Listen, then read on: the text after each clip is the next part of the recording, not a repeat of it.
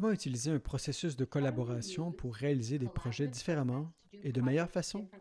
Le développement de règles innovantes se produit lorsque toutes les organisations et les secteurs publics, privés, de la société civile se concentrent sur la façon dont ils se montrent dans leurs relations avec les individus. Bienvenue à ma présentation, collaboration et consultation. Tout d'abord, je vais faire des remerciements. Je fais cette présentation aujourd'hui sur les terres et les foyers traditionnels des personnes Anishinaabe et Haudenosaunee d'hier et d'aujourd'hui sur des terres liées au traité du lac Simcoe Nottawasaga de 1818.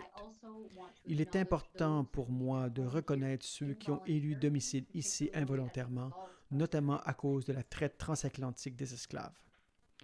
Cette terre et ces personnes, passées et présentes, continuent d'être le fondement des actions quotidiennes de gratitude, d'ancrage et de décolonisation. C'est un rappel que même si nous sommes nés dans une culture d'injustice, nous n'avons pas besoin de la co-signer.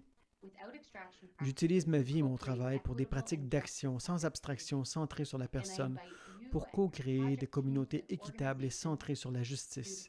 Et je vous invite à faire de même avec les équipes de projet et les organisations. Co-créer, c'est innover.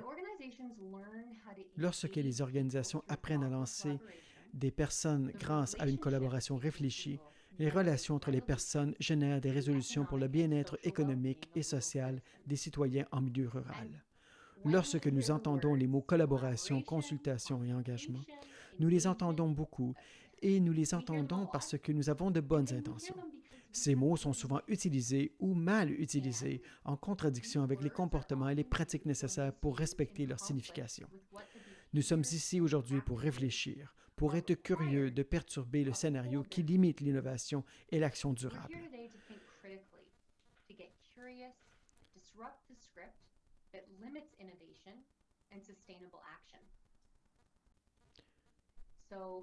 Donc d'abord, qui suis-je? Je m'appelle Dana Kounouzni. Je suis fondatrice des projets à impact social. J'anime des ateliers et je conseille des équipes de projets et des organisations qui veulent être soutenues en intégrant une approche différente et meilleure pour organiser leurs projets pour ceux qui sont curieux, passionnés et désireux de faire du travail à travers la lentille de la justice sociale. Mon approche va au-delà de l'accomplissement du travail. Il s'agit d'avoir un impact social. Et quand je veux dire ce impact social, je veux dire en effet l'effet d'entraînement qui résulte du fait d'apprendre à se montrer différemment et mieux dans notre relation avec nous-mêmes, notre travail, nos collègues et les membres de la communauté tout en accomplissant le travail. Et l'impact social est important dans tous les secteurs. Chaque projet peut être un projet d'impact social. Il s'agit de le centrer sur des personnes. Il s'agit de faire en sorte qu'autant de personnes possibles se sentent engagées, motivées, respectées. Il s'agit de co-créer une vision commune avant de créer un plan et de réaliser des activités et des tâches. Je crois que c'est à cela que ressemble la collaboration et c'est le fondement d'un projet à impact social. Laissez-moi vous expliquer. Maintenant, un peu de contexte. J'ai appris les conséquences des organisations qui vont vite et les dangers que cela représente dans les conventions officielles de consultation des opportunités d'engagement trompeuses qui invitent à la participation, mais ne s'intéressent pas vraiment à ce que les personnes sans pouvoir ni influence ont à dire ou ce qu'elles ressentent.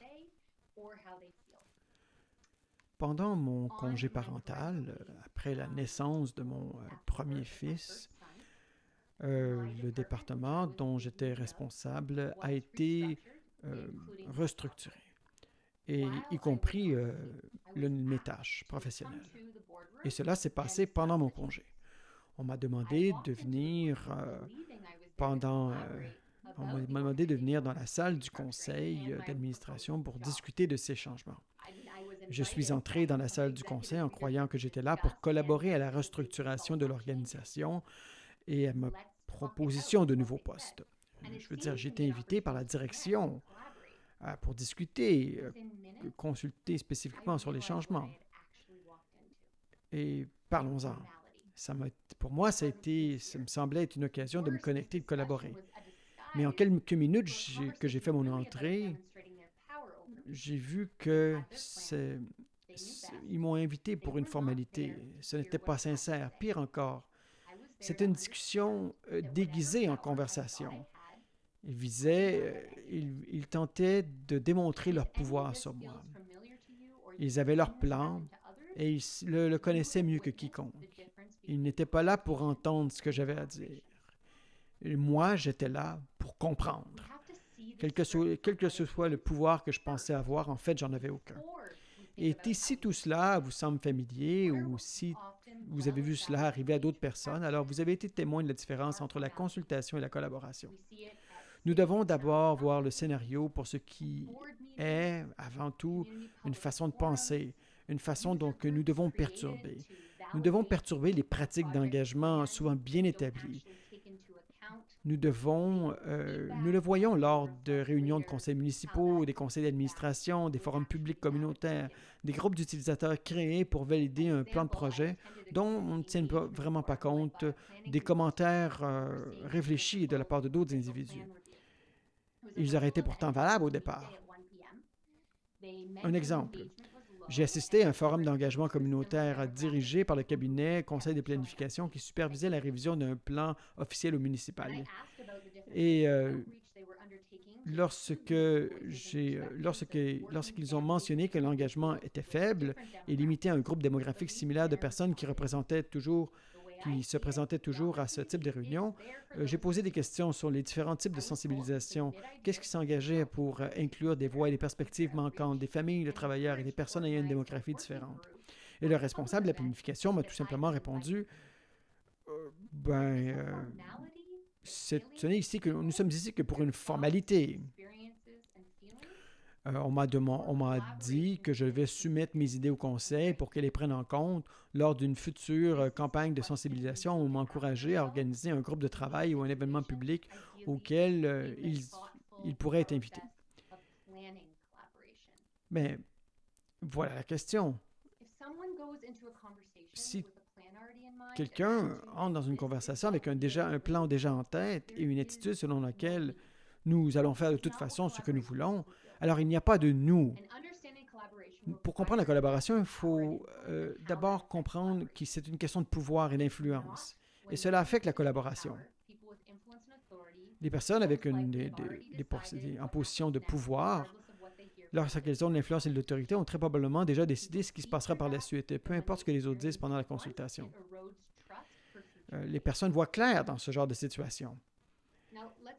Donc maintenant, comprenons un peu comment le conditionnement social se produit dans ces situations. Il est important, encore une fois, de le reconnaître. Nous devons tous se sentir inclus. Nous sommes nés dans des systèmes d'oppression et nous avons activement besoin de réfléchir, de comprendre ce qui se fait de mieux. Donc, lorsque les personnes sont mal à l'aise avec des problèmes complexes, elles ont tendance à vouloir faire autre chose que de rester immobiles. Je travaille sur la construction de l'inclusivité au travail. Mais il y a le biais d'action ou de réparation. C'est le conditionnement social de la culture, de la suprématie blanche. Dans les mots d'Adrienne Mary Brown, nous devons travailler à la vitesse de confiance en développant des relations de confiance avec les personnes. Une fois de plus, nous sommes nés dans des systèmes d'injustice. Mais nous devons perturber le scénario. Nous devons faire un travail transformationnel et nous devons également perturber les biais d'action. Maintenant, examinons quelques études de cas. Voyons voir comment pouvons-nous faire les choses différemment et mieux. Dans ce cas, c'est un processus de collaboration. Le processus de demande de réception de subventions peut involontairement limiter la création de communautés de collaboration et l'impact social. À la fin de l'année 2020, il y avait des partenaires exploitant des programmes alimentaires. Ils devaient partager 20 000 $ de cartes cadeaux d'épicerie du Community Food Center. L'intention initiale était qu'une seule organisation reçoive la subvention. C'était une réalité malheureuse, de nombreuses opportunités de subvention qui entraînent une concurrence et une accumulation de ressources. Au lieu de cela, les organisations locales se sont engagées à réaliser le projet différemment et mieux.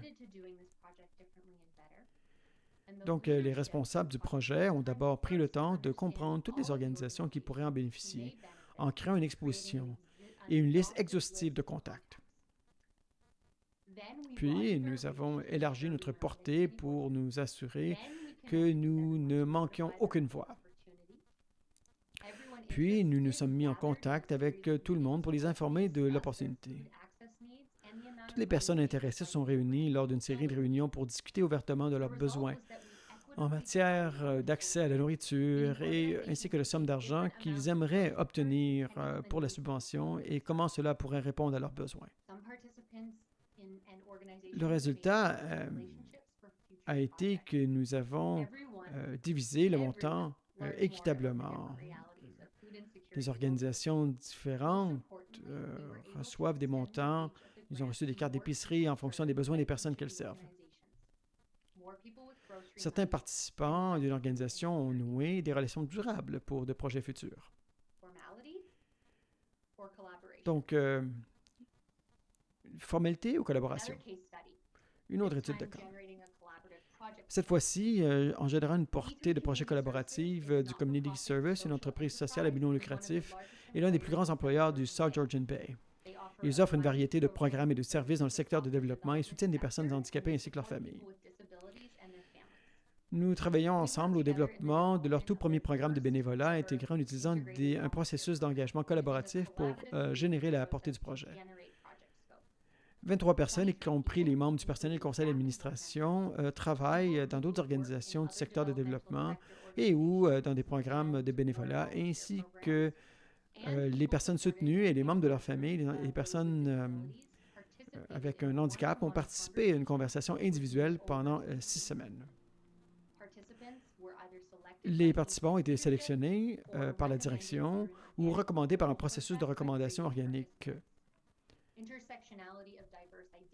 Il est important d'avoir des groupes identifiés d'origine d'expériences de vie diverses au sein de la communauté. Les conversations avec les participants ont débuté avec un esprit ouvert pour voir ce qui allait évoluer et venir de cette conversation. Et tout était fondé sur 2 questions. Quelles sont les histoires des expériences mémorables concernant l'engagement passé et actuel de la communauté? Et qu'est-ce qu'ils pensent du bénévolat intégré? Et comment se sentaient-ils? Et plus important, ce que nous avons voulu créer, c'est un espace où chacun pouvait se présenter comme tel qu'il est. Cela veut dire que nous avons dit explicitement aux participants que nous étions prêts à laisser la conversation se déplacer et à prendre des tangentes diverses au fur et à mesure que nous parlions ensemble. Nous avions confiance dans le fait que ces tangentes seraient très probablement pertinentes et qu'elles soutiendraient le processus de vision d'ensemble. Le résultat, c'est que le travail s'est avéré incroyable. Les personnes à E3 et les participants ont parlé et ont généré un engouement pour ce projet. Le processus a également confirmé qu'il est nécessaire de réinventer la programmation des bénévoles dans une région qui a la chance de disposer d'opportunités sociales existantes et d'organisations avec des opportunités de bénévolat bien établies en pleine croissance, désireuses de collaborer, et que l'on n'a pas besoin de travailler en silo. Nous pouvons ainsi travailler avec d'autres organisations avec la participation des 3 en améliorant le bénévolat inclusif.